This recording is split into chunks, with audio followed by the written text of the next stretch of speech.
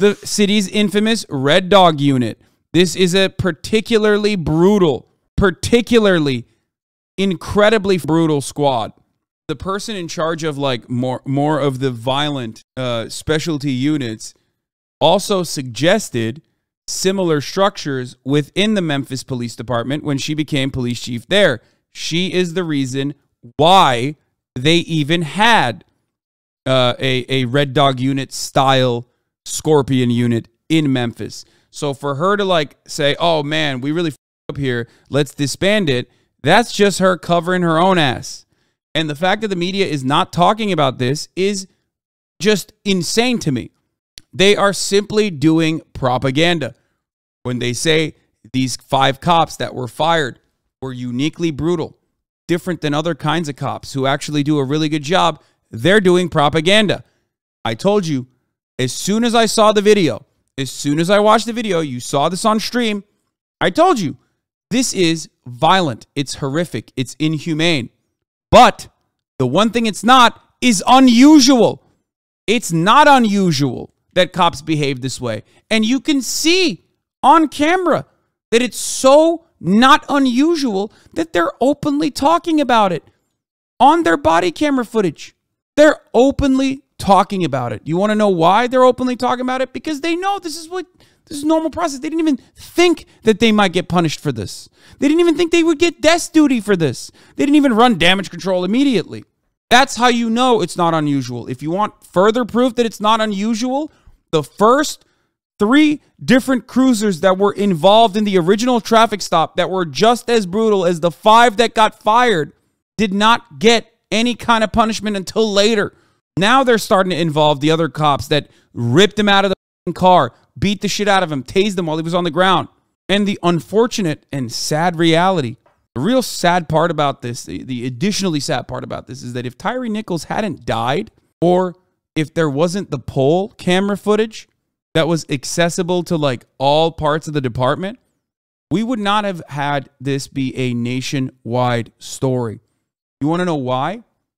Because this happened with Sandra Bland. This happened with Elijah McClain. This happened with Philando Castile. This happens 3 times a day in the United States of America. So don't tell me that this is beyond the pale, beyond reason, so unusual, so different. Okay? The Red Dog unit that she oversaw was disbanded. It was controversial. Despite complaints involving Red Dog officers, Turner said at the press conference that the disbanding was not prompted by recent allegations. The raid on the Atlanta Eagle in September 2009 was conducted by the APD's Vice Squad, which called in the Red Dog unit for backup. Patrons of the bar that night, who later sued the APD, including many Red Dog officers, said members of the paramilitary unit used anti-gay slurs against them. This is a Stonewall, this was like targeted against a gay club, a queer nightclub in 2009. Used excessive force and searched them without probable cause. None of the patrons were arrested during the raid. The city settled a federal lawsuit with the Eagle plaintiffs in December for $1 million. Okay?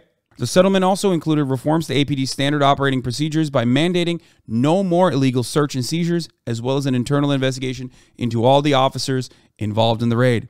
The investigation is set to be concluded by May. I would love to hear who got fucking fired there.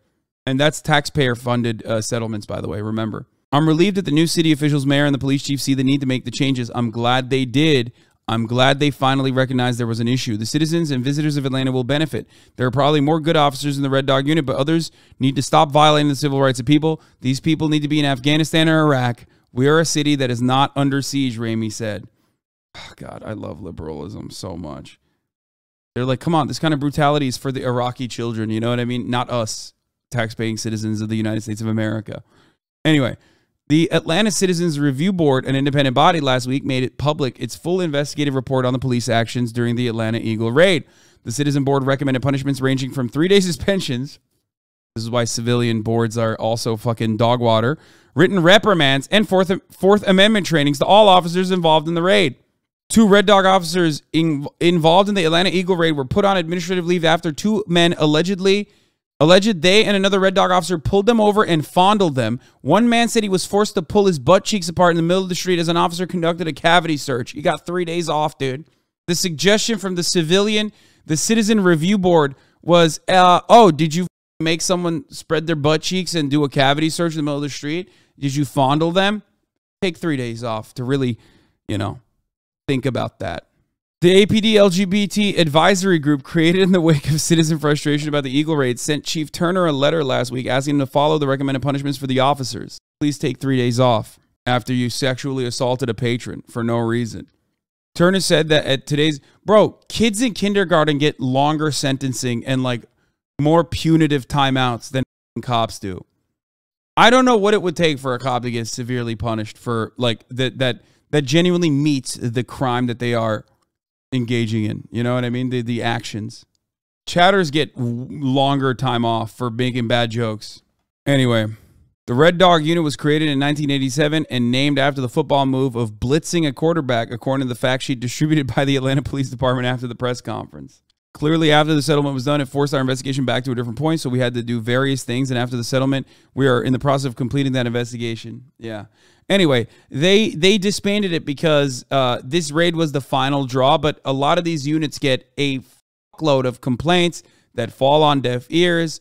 So I'm sure CJ was, very good at avoiding hearing about how awful the Scorpion unit was, as we already know some people actually did turn around and file complaints, which were not heard by people in positions of power. So